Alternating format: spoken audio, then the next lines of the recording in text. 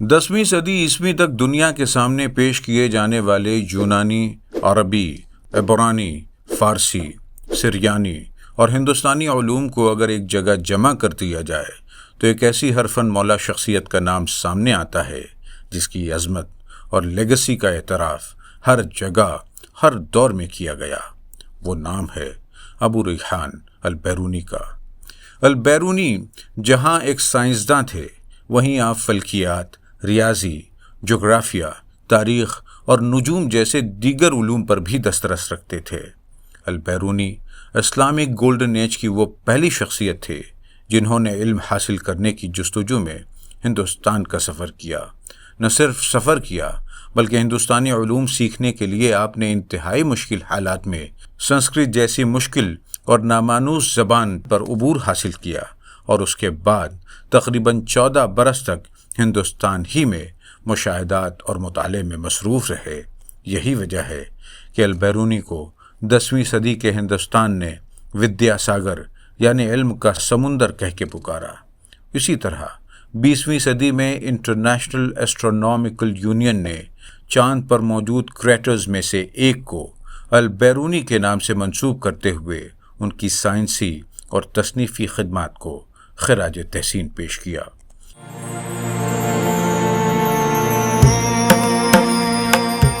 البیرونی کا پورا نام ابو ریحان محمد بن احمد تھا۔ آپ کی ولادت سن 973 عیسوی میں خوارزم سے قریب واقع بیرون نامی گاؤں میں ہوئی، جو موجودہ ازبکستان کا حصہ ہے۔ بیرون کی نسبت سے ہی آپ نے البیرونی کی کنیت اختیار کی۔ بچپن ہی میں آپ کے والد کا انتقال ہو گیا، چنانچہ والدہ جنگل سے لکڑیاں چن کر اسے فروخت کر کے آپ کی پرورش کرنے لگیں۔ ماں کے کام میں ہاتھ بٹانے کی غرض سے نوعمر البیرونی بھی اکثر جنگل جایا کرتے، اور یہیں سے آپ نباتات اور قدرتی مناظر میں دلچسپی لینے لگے۔ آبائی وطن میں ابتدائی تعلیم کے بعد البیرونی نے یونانی زبان بھی سیکھی۔ آپ کی خوش قسمتی رہی کہ آپ کو کم عمری ہی میں خوارزمی شاہزادے ابو نصر منصور کی سرپرستی حاصل ہو گئی، جو خود بھی ریاضی اور فلکیات یعنی ایسٹرونومی جیسے موضوعات میں مہارت رکھتے تھے۔ ابو منصور نے البیرونی کو جیومیٹری اور ایسٹرونومی جیسے مضامین میں اقلیدس اور بطلیموس کی کتابوں کی تعلیم دی۔ اس تعلیم کے نتیجے میں البیرونی محض 18 برس کی عمر میں ایک ریاضی داں کی حیثیت سے مشہور ہو گئے، لیکن یہ شہرت خوارزم ہی تک محدود تھی۔ اس دوران البیرونی نے دیگر یونانی مفکرین ارسطو، سقراط، جالینوس، فیثاغورس اور ارشمیدس کی کتابوں کا مطالعہ کیا۔ عباسی دور میں ان مفکرین کی بیشتر کتابوں کا عربی ترجمہ کیا جا چکا تھا، لیکن البیرونی نے ان کتابوں کو اوریجنل سورس یعنی یونانی زبان میں پڑھنے کو ترجیح دی۔ البیرونی نے اپنی زندگی کے ابتدائی 23 برس آبائی وطن میں گزارے۔ 10ویں صدی کے آخر میں ملک کے حالات خراب ہونے کے بعد البیرونی نے نقل مکانی کا فیصلہ کیا اور شمالی ایران کے شہر رے پہنچے، جس کے باقیات آج کے تہران کے مضافات میں پائے جاتے ہیں۔ رے میں البیرونی نے انتہائی غربت میں زندگی بسر کی، اور یہیں رہتے ہوئے آپ نے رے شہر سے متعلق مشہور مسلم ایسٹرونومر الخجندی کے بتائے گئے ارض البلد کو جیوگرافیکل اور ایسٹرونومیکل حوالوں سے غلط ثابت کیا اور اس میں موجود کمزوریوں کی نشاندہی کی، جس کے بعد البیرونی رے میں مشہور ہو گئے۔ اسی دوران جرجان اور تبرستان علاقوں کے حاکم شمس المعالی قابوس کو البیرونی کے علم و فضل کا حال معلوم ہوا۔ شمس المعالی خود بھی بڑا فاضل و ادیب تھا، چنانچہ اس نے بہت عزت و احترام سے البیرونی کو اپنے یہاں آنے کی دعوت دی، جسے البیرونی نے قبول کر لیا۔ شمس المعالی کے ساتھ رہتے ہوئے البیرونی نے عربی زبان میں الآثار الباقیات عن القرون الخالیہ یعنی پچھلی صدیوں کی باقی نشانیاں نامی کتاب تحریر کی۔ اس کتاب میں البیرونی نے مختلف قوموں کے کیلنڈرز یعنی تقویمی نظام کا تنقیدی جائزہ لیا اور ان میں موجود خامیوں کو دور کرنے کے لیے اپنے میتھمیٹیکل اور ایسٹرونومیکل حساب پیش کیے۔ اس کتاب میں البیرونی نے دنیا کے کئی مذاہب بشمول اسلام، عیسائیت، یہودیت، زرتشتیت اور دیگر مذاہب کے تہواروں اور رسومات کا غیر جانبدارانہ، تجزیہ بھی پیش کیا۔ اسی کتاب میں البیرونی نے ساسانی، بابل اور یونانی جیسی قدیم سویلائزیشنز کے تاریخی واقعات کو ترتیب کے ساتھ بیان کیا اور ہر تہذیب کے عقائد کا سائنسی نقطۂ نظر سے جائزہ بھی لیا۔ یہ کتاب اس دور میں تاریخ نگاری کا ایک اہم حوالہ سمجھی جاتی تھی۔ اس کے بعد 14ویں صدی عیسوی میں ابن خلدون نے تاریخ کو باقاعدہ ایک سائنس کی شکل دی۔ سن 1000 عیسوی میں لکھی گئی اس کتاب کو البیرونی نے شمس المعالی کے نام سے منسوب کیا۔ کتاب کی ترتیب کے دوران ہی البیرونی نے محسوس کیا کہ شمس المعالی علم و فضل کا قدرداں تو ضرور ہے، لیکن اس کے مزاج میں سختی پائی جاتی ہے۔ البیرونی کو یہ بات پسند نہیں تھی، اس لیے جب خوارزم کے والی علی بن مامون نے البیرونی کو خوارزم آنے کی دعوت دی تو آپ نے فوراً قبول کر لی۔ آل مامون کے دربار کی علمی قدر و منزلت کا اندازہ اس بات سے لگایا جا سکتا ہے کہ اس دربار میں دنیا کی علمی تاریخ کی 2 عظیم شخصیات ایک چھت کے نیچے جمع ہو گئی تھی، رے سے آئے ہوئے البیرونی اور بخارا سے تشریف لائے ابن سینا۔ دربار میں البیرونی اور ابن سینا کے درمیان علمی معاملات میں بحثیں ہوتی۔ البیرونی کی سائنسی نگاہ اور ابن سینا کی فلسفیانہ بصیرت سے بسا اوقات یہ مباحث بہت دلچسپ ہو جاتے۔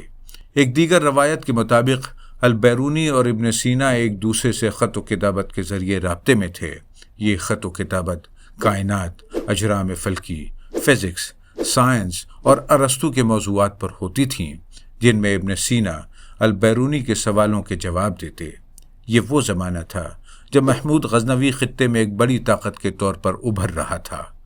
مامونی حکمراں اور غزنوی کے درمیان ابتدا میں تو دوستانہ مراسم تھے، لیکن بعد میں تعلقات میں کڑواہٹ آنے لگی اور آخر کار محمود غزنوی نے مامونی سلطنت پر حملہ کرتے ہوئے اس کے علاقوں پر قبضہ کر لیا۔ ابن سینا غزنوی کو ایک جابر حکمراں سمجھتے تھے، چنانچہ آپ نے روپوشی ہی میں عافیت سمجھی، جبکہ البیرونی کو غزنوی اپنے ساتھ قیدی بنا کر غزنی لے آئے۔ غزنوی جب البیرونی کے علم و کمال سے واقف ہوا تو اس نے البیرونی کو قید خانے سے نکال کر رہا تو کر دیا۔ اس کے باوجود البیرونی کی حیثیت قیدی ہی کی تھی، چونکہ آپ کی نقل و حرکت پر نگاہ رکھی جاتی تھی۔ ایسے حالات میں البیرونی نے محمود غزنوی کی مدد سے ایک خصوصی آبزرویٹری بنائی اور علم حیت یعنی ایسٹرونومی کے مشاہدات میں مصروف رہے۔ غزنی میں قیام کے دوران البیرونی نے ہندوستان کے تذکرے سنے۔ یہ وہ زمانہ تھا جب محمود غزنوی نے ہندوستان پر کئی حملے کیے۔ غزنوی کا لشکر جب ہندوستان سے غزنی واپس آتا تو مال غنیمت کے ساتھ ساتھ ہندوستانی رسم و رواج کی کہانیاں بھی لاتا۔ غزنی میں ان کہانیوں کو سن کر البیرونی کو شوق ہوا کہ کسی طرح وہ ہندوستان پہنچ کر وہاں کے علوم سیکھ سکیں۔ اسی شوق میں البیرونی غزنوی کے ایک لشکر کے ساتھ ہندوستان پہنچے۔ البیرونی کے لیے ہندوستان کے حالات آسان نہیں تھے۔ مسلسل حملوں کی وجہ سے اہل ہند کے دل غیر ملکیوں کے لیے خوف اور نفرت کے جذبات سے پر تھے۔ ہندوستان کے برہمن عالم بھی کسی غیر برہمن کو سنسکرت زبان اور علوم سکھانے پر راضی نہیں تھے۔ ان مشکل حالات میں بھی البیرونی نے ہمت نہیں ہاری اور سنسکرت جیسی مشکل زبان پر مکمل عبور حاصل کیا۔ آپ نے جب سنسکرت زبان میں یونانی اور عربی علوم مقامی لوگوں کے سامنے پیش کیے تو وہ برہمن بھی اشش کر اٹھے جو پہلے البیرونی کو سنسکرت سکھانے پر راضی نہیں تھے۔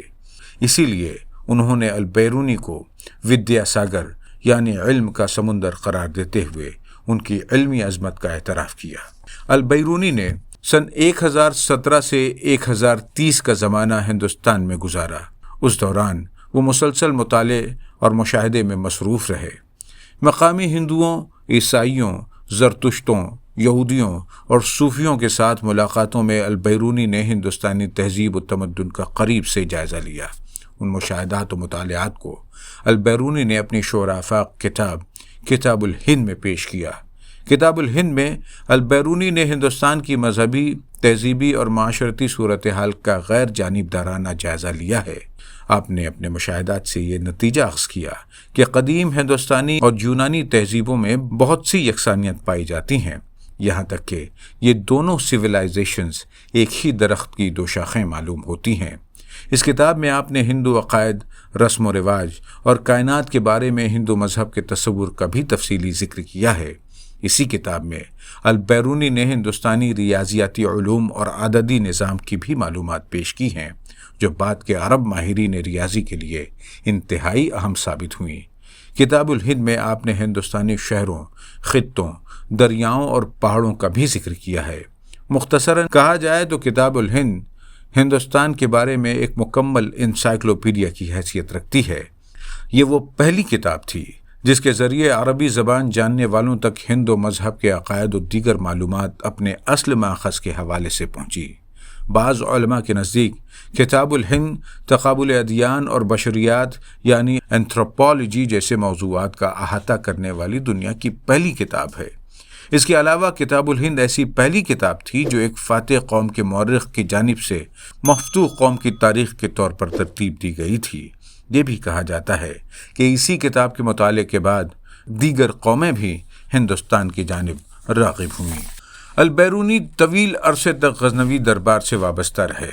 محمود غزنوی کی سخت گیری کے باوجود یہ دور البیرونی کی زندگی کا سنہرا دور تھا۔ اسی دور میں البیرونی نے القانون المسعودی فی حیۃ والنجوم نامی کتاب ترتیب دی، جو قانون مسعودی کے نام سے مشہور ہوئی۔ سن 1030 عیسوی میں مکمل ہونے والی اس کتاب کو آپ نے محمود غزنوی کے بیٹے مسعود بن محمود سے منسوب کیا۔ مسعود نے البیرونی پر وہ تمام پابندیاں ختم کر دی تھی جو محمود نے عائد کر رکھی تھی۔ یہ کتاب فلکیات، ریاضی، جغرافیہ اور تقویم جیسے موضوعات کا احاطہ کرتی ہے۔ اس میں ستاروں اور سیاروں کی حرکات، گرہن کے اوقات اور وقت کی پیمائش کا ذکر کیا گیا ہے۔ قانون مسعودی میں البیرونی نے زمین کی گردش اور اس کے فلکیاتی اثرات پر بحث کی ہے، جو اس زمانے کے لیے ایک بالکل نیا نکتہ تھا۔ اس کتاب میں انہوں نے حوالوں سے بتایا ہے کہ زمین ساکن نہیں بلکہ گردش کرتی ہے۔ بعد میں 16ویں صدی عیسوی میں نکولس کوپرنیکس کے بیان کردہ ہیلیوسینٹرزم کے نظریے نے البیرونی کی تصدیق کی۔ اسی کتاب میں البیرونی نے وقت کی پیمائش کے جدید طریقے متعارف کروائے، جو اسلامی دنیا کے تقویمی نظام کی اصلاح میں مددگار ثابت ہوئے۔ البیرونی کی ایک اور قابل ذکر کتاب تحدید نہایات الاماکن لتصحیح مسافات المساکن بھی ہے۔ سن 1025 عیسوی میں جغرافیہ اور فلکیات کے موضوع پر لکھی گئی اس کتاب میں البیرونی نے زمین کی پیمائش، طول البلد اور عرض البلد کے حوالے سے شہروں کے محل وقوع اور شہروں کے درمیان فاصلے معلوم کرنے کے اصول بیان کیے تھے۔ اسی کتاب کی ترتیب کے دوران البیرونی نے موجودہ پاکستان کے قلعہ نندنا سے زمین کے قطر یعنی ڈائیمیٹر کی پیمائش کی تھی۔ 1000 برس قبل البیرونی کا پیش کردہ زمین کا ڈائیمیٹر جدید ترین پیمائشی آلات سے معلوم کیے گئے ڈائیمیٹر سے قریب ترین تھا، اور اس میں محض 17 کلومیٹر کا فرق پایا گیا۔ اسی کتاب میں البیرونی نے ٹریگنومیٹری کے اصولوں کا استعمال کرتے ہوئے مکۃ المکرمہ کی سمت معلوم کی، تاکہ ہندوستانی مسلمان نمازوں کی ادائیگی کے لیے قبلے کا درست تعین کر سکیں۔